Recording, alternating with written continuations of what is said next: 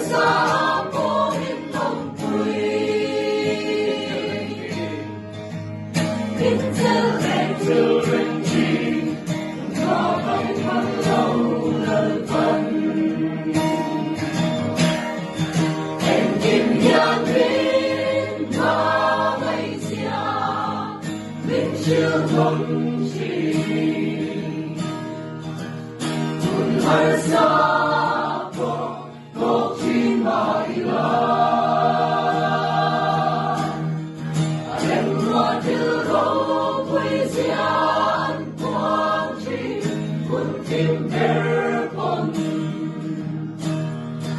Cho